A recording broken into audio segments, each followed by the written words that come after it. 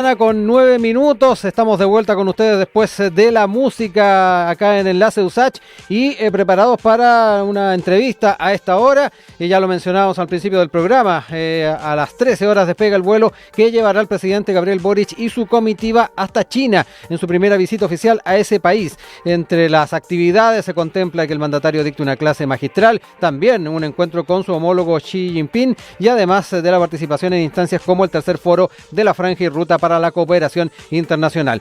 Para comprender un poco el contexto además de esta visita, distintos elementos que van a marcar sin duda esta presencia del presidente en el gigante asiático, es que estamos ya en contacto con el doctor César Ros, profesor titular de la Universidad de Santiago de Chile. Él es investigador además del Instituto de Estudios Avanzados IDEA, tiene publicaciones académicas que han aparecido en 17 países del mundo y además en 5 idiomas y ha desarrollado proyectos financiados por la ANID, el último de los cuales aborda efectivamente las relaciones de la dictadura cívico-militar con la República Popular China y Taiwán. Parte entonces de los elementos del currículum del profesor Ross, que está ya conectado con nosotros. ¿Cómo está, profesor? Muy buenos días.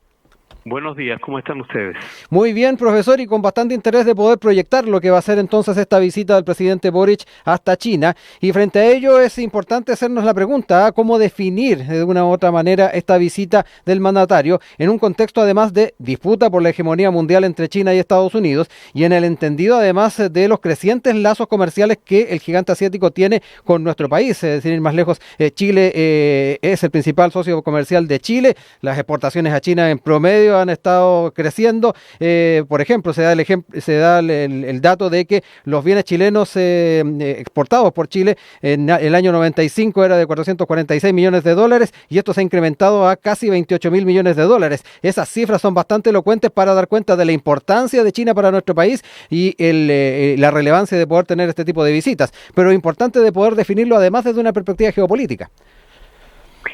Sí, bueno, como tú bien señalas, eso que le ha pasado a Chile le ha pasado a la mayoría de los países del mundo. O sea, hay una relación de interdependencia creciente con China y lo que ha convertido a China de un socio comercial a un país con capacidad de supremacía a escala global. Entonces esta visita es muy relevante, aunque sea la primera visita, ¿no? Y siempre podríamos pensar que tiene alcances limitados. Por supuesto que es relevante porque de trasfondo está el proyecto de la Franja y la Ruta, que ha sido mucho menos exitoso de lo que China esperaba, y por lo tanto que haya un foro al respecto y que el presidente Boric vaya para allá y que Chile sea uno de los países con los cuales este proyecto no ha tenido tanto éxito es bien importante. Hay que observar, yo diría que ese es el tema principal en esta visita. Sí, respecto además de los efectos que pueda tener en el resto de las potencias y las economías del mundo y particularmente en la relación con Estados Unidos, por ejemplo, profesor, este tipo de visitas, ¿cuánto pueden influir también en esas relaciones a futuro? Yo creo que poco. Ya. Chile tiene un comercio muy grande con China, como tú bien lo decías, pero tiene una relación de subordinación bastante clara con Estados Unidos desde el punto de vista estratégico, de interacción militar de las fuerzas de armadas y de orden en Chile en general tiene un gran vínculo con Estados Unidos hace muchos años, incluso antes de la Segunda Guerra Mundial. Dudo que eso cambie con este viaje, sin duda alguna que los temas más sensibles ya fueron tratados por ambos gobiernos antes de la visita para evitar, digamos, sorpresa. Usualmente este tipo de giras no tienen sorpresa porque las cosas están bien tratadas, a menos que alguien realmente rompa el guión. Y en este caso el presidente va acompañado por un equipo, pues sobre todo por un ministro de Relaciones Exteriores que sí es un gran experto en estos temas, y no me cabe la menor duda que la mayoría de los flancos importantes están bastante cubiertos. Profesor, ahí usted relevaba este tercer foro de la Franja y Ruta para la Cooperación Internacional, para también dar cuenta de algunos de los aspectos de este encuentro. Lo impulsa China y la idea es potenciar y también expandir la influencia en Asia, en África y Latinoamérica. Hablemos además de las posibilidades que entrega este tipo de eventos para nuestro país y en la línea de ir fortaleciendo tal vez esta relación que se ha tenido con el Asia-Pacífico, que partió durante la presidencia de Eduardo Frei Ruiz-Tagle en la incorporación a esta instancia, y que además ha tenido un trabajo permanente. Recordemos que el exmandatario fue embajador extraordinario y plenipotenciario en misión especial para Asia-Pacífico. Estuvo en esa labor hasta hace muy poco tiempo y además va a acompañar al presidente Boric en este trabajo. Hablemos también de cuánto se potencia y se fortalecen esos lazos, profesor. Sí, mira, el vínculo de Chile con Asia es muy anterior a Frei. Comenzó a fines del siglo XIX con acuerdos y tratados, ¿no? Es verdad que de la década de los 90 esto adquirió un volumen y una profundidad mucho mayor también porque Asia se convirtió en un espacio de interacción que era imprescindible para la mayoría de los países del mundo y también para nosotros. Por eso Chile también fue uno de los países más afectados con la crisis asiática. Ahora, ¿para qué sirven estos foros? Porque la mayoría de las cosas están conversadas. Documentos, tratados, protocolos, etcétera. ¿Para qué sirven estos foros? Para que los líderes se encuentren de cara a cara y las reuniones personales no tienen sustituto, por así decirlo. Las reuniones personales efectivamente logran que la gente pueda congeniar, caerse bien o mal. Esto que ocurre con las personas comunes y corrientes como nosotros, también ocurre con los líderes. Y hay líderes que congenian muy bien, ¿no? Y ese factor subjetivo es bien central. Ahora, se trata de una relación que no solamente se hace con personas de otra cultura, sino también de otra civilización. Además. Y eso a veces no se entiende bien, ¿no? Entonces la clave aquí son cómo se van a manejar bien esos pequeños detalles que son claves en la relación con otros de otras civilizaciones, y en el caso de la asiática es muy central, ¿no? Entonces el Chile tiene mucha experiencia, el equipo chileno tiene mucha experiencia, los empresarios tienen mucha experiencia, los diplomáticos chilenos tienen mucha experiencia. Yo, como otros, he tenido la oportunidad de trabajar en Asia, y en efecto uno ve que la imagen que hay de nosotros en comparación a otros países es bastante alta. Por lo tanto, lo que se puede lograr de este viaje es que el presidente le ponga su cara y su nombre a un vínculo que ya tiene mucho abonado en el pasado, como tú bien decías. Profesor, ya qué bueno que toca también ese tema, lo que tiene que ver con las características de no solamente en lo estrictamente cultural de este tipo de visitas. Y ahí quiero traer a colación unas declaraciones que hacía el diputado del PPD, Raúl Soto. Él relevaba obviamente la importancia comercial de esta visita, pero además aspiraba a que exista un enfoque desde la perspectiva cultural, política y social. Es lo que hay que generar, dijo, los vínculos que se requieren, resguardando y manteniendo, por cierto, la línea de Chile que ha tenido en materia de derechos humanos. Ese es un tema, además, que siempre es una dificultad, tal vez, a la hora de hablar estas temáticas con el gigante asiático. Y frente a ello es bien importante, ya que hablábamos de estas reuniones, estos encuentros, y particularmente el que va a tener el presidente Boric con Xi Jinping, cuán abierta puede ser la agenda a la hora de tratar distintas temáticas y generar esos acercamientos que vayan más allá de lo estrictamente comercial. Ese es un gran punto. Mira, desde fines de los 80 y sobre todo desde Tiananmen en adelante, hay una cierta opacidad en la agenda de conversación con China. Sí. Ningún país se puede sustraer a eso, pero no todas las visitas pueden darse en un marco de, si me lo permiten, de maximalismo valórico. ¿Sí? La relación de Chile con China es trascendental, es importante. La política exterior de Chile es una combinación entre neoliberalismo y neorrealismo. Por lo tanto, cuando un país del tamaño de Chile tiene un vínculo con un país del tamaño de China, las posibilidades que nosotros tenemos de modificar algo es muy cercana a cero, si no derechamente cero. La tensión que China y Estados Unidos tienen, tiene varias capas de lectura, ¿no? En la superficie, la tensión político-diplomática entre los gobiernos es una cosa, pero la integración en la cadena de valor global de China y Estados Unidos es muy alta. La probabilidad que eso escale a una especie de guerra es casi imposible desde mi punto de vista.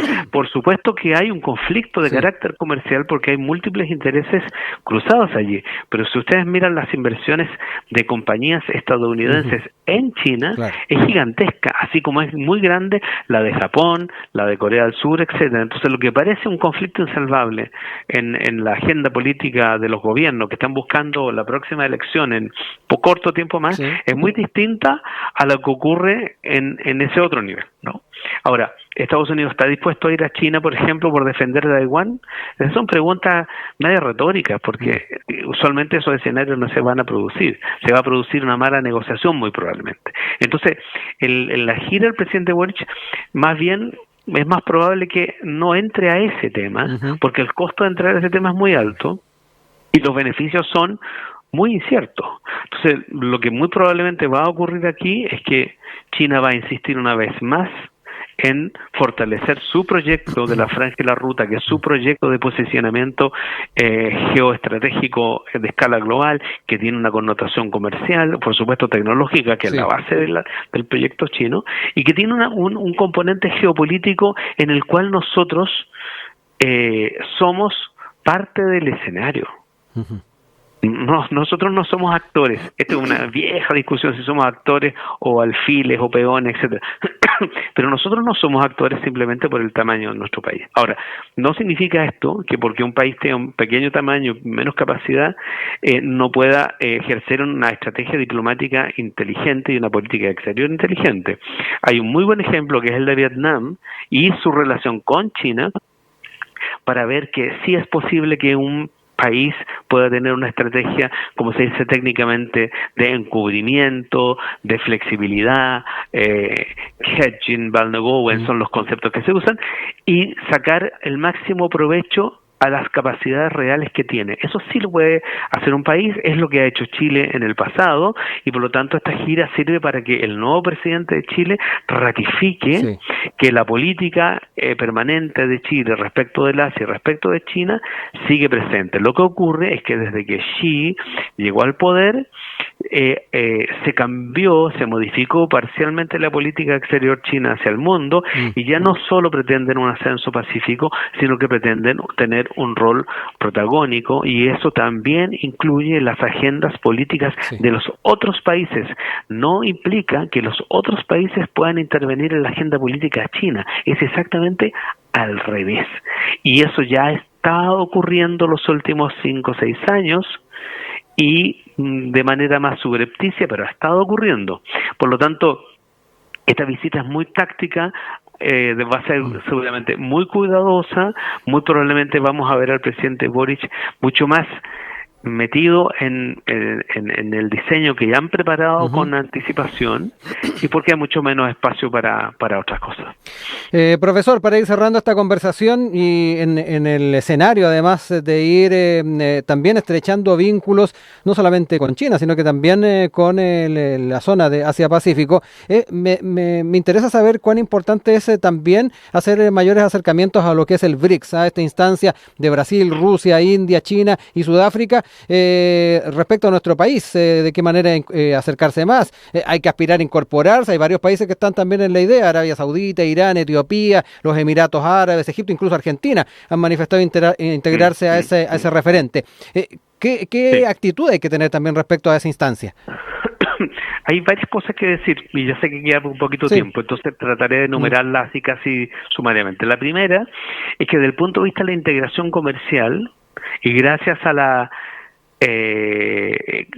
tarea que hizo la Cancillería y muchas otras organizaciones estatales y no estatales en el pasado, y que nuestro grado de integración comercial con el Asia es de los más altos del mundo. Probablemente en América Latina solamente México sea un país equivalente a Chile en términos de integración. Tenemos relaciones comerciales y acuerdos bastante estables con casi todos los países que importan, y los países que importan, estoy usando un criterio comercial, no otro, y los países que importan representan más del 95% del Producto Interno Bruto del mundo. Es difícil crecer más hacia allá, ¿sí? Si hay algo que nosotros no importamos de los países asiáticos o del mundo, es porque no hay mercado en Chile para comprarlo. Y si hay algo que no exportamos, es porque son productos que a ellos no les interesan, porque en general esto se ha trabajado mucho. ¿En qué podemos mejorar? Y siempre se puede mejorar. ¿En qué podemos mejorar? En convertir nuestros tratados de libre comercio de tercera generación en tratados de cuarta. No. O sea, mejorar los capítulos de solución de controversia y mejorar el componente de cooperación para el desarrollo no humanitario, porque Chile no califica por su ingreso per cápita. Eso sí lo podemos mejorar y lo podemos mejorar bastante. ¿Qué más podemos mejorar? Con China, con Corea, con Japón. Algo que no está, que está más o menos presente, pero que no está en el corazón del proyecto de desarrollo de Chile, porque incluso el concepto proyecto de desarrollo es discutible, es cómo incorporamos a Chile en la cadena global de valor de los servicios, no solo de los productos, de los servicios. Y eso nos lleva al tema de inteligencia artificial. Entonces, Japón hace bastante tiempo le viene mandando un mensaje a Chile. Hay que integrar a Chile a la cadena global de servicios, lo que significa una revolución, en el sentido más estricto del término, una revolución en la educación superior chilena. Chile jamás se va a incorporar a la cadena global de valor en servicio y mucho menos a inteligencia artificial con los programas de formación que tienen la mayoría de nuestras universidades hoy día. Entonces, ¿en qué podemos ganar? Bueno, hay países como Singapur y Taiwán y Hong Kong que podrían ser bien claves para no tener una dependencia de China tan grande, ¿verdad? Que podrían ser bien claves en ese tipo de cuestiones, que son cuestiones muy especializadas, que tardan mucho tiempo y para las cuales nosotros ya estamos atrasados en 30 años. Eso, más que pensar en cómo agrandamos el negocio que ya tenemos y que ya lo tenemos llevado al extremo. Quiero decir, el modelo primario exportador chileno, Chile lo perfeccionó in extremis, de manera inédita, pero ese modelo llegó a un punto límite, a una inelasticidad ya, por ahí por el año 2014-2015. De ahí para adelante la productividad ha empezado a caer porque ese modelo no es capaz de rendir más, pasó el superciclo y después vino la pandemia, todo lo que ya sabemos. Entonces, más que mejorar lo que ya hemos hecho, que ya está en un límite, hay que pensar cómo nosotros actualizamos y llevamos a otro nivel la inserción económica internacional de Chile, lo que significa hacer reformas hacia adentro de una manera mucho más sustantiva. Y eso incluye básicamente las universidades. Y les pongo un solo ejemplo para cerrar y si quieren después podemos hablar de esto. La política o la estrategia nacional del litio, que podría desaparecer como la espuma en el próximo gobierno o en 2 más, etcétera, incluye insuficientemente, no digo que no lo incluye, insuficientemente la alianza estratégica entre universidades, empresas y estados. Insuficientemente. Chile, que es el país que puede producir litio a más bajo costo y con mayor estabilidad institucional de la región, y que tiene un litio que puede producirse por flotación, etcétera, todo lo que ya se sabe, no ha hecho esa estrategia. O sea, nosotros debería haber una estrategia en que el Estado hubiese llamado a las principales universidades que tienen ingenierías y haber hecho una estrategia con empresas y países que producen autos eléctricos y baterías y decir, la Universidad de Santiago va a trabajar, por ejemplo, con Corea, la Chile va a trabajar con China, la Católica va a trabajar con Alemania, no sé, haber hecho una estrategia nacional y haber involucrado empresas, escuelas de ingeniería, universidades, países, compañías que hacen baterías y autos, un etcétera muy grande. Eso sería nuevo. Lo otro es hacer bien lo que ya veníamos haciendo, agregar unos cuantas toneladas más de naranja, o por decir algo, no va a cambiar sustancialmente la cosa. Entonces, este tipo de viajes sirven para eso porque los presidentes pueden poner una hoja en blanco, casi en blanco, en la mesa, y decir, ¿por qué no pasamos a este otro nivel? Y eso siempre comienza en una conversación cara a cara entre la gente que puede tomar decisiones y que puede, digamos, liderar procesos de este tipo. Para eso sirven. Y en ese caso, reitero, las misiones del presidente Frey, la misión del presidente Lagos, las misiones de la presidenta Bachelet fueron trascendentales. También la del presidente Piñera, aun cuando cada presidente en cada gobierno iba teniendo menos que hacer en el modelo tradicional. Pero si tú cambias el modelo, aparece una agenda enorme que se abre puede el abanico de opciones. Exactamente. No me queda más que agradecerle, profesor, por haber estado con nosotros esta mañana. César Ros, profesor titular de la Universidad de Santiago de Chile, investigador del Instituto IDEA, y va a ser también pertinente, una vez concluida tal vez esta visita, profesor, el poder hacer el balance y si efectivamente se pudo ir avanzando en esos caminos de los que estuvimos conversando a esta hora de la mañana. Así que quedamos atentos a eso también. Encantado, siempre disponible para ustedes. Que esté muy bien, un abrazo, profesor. Que tengan buen día. Chao, chao.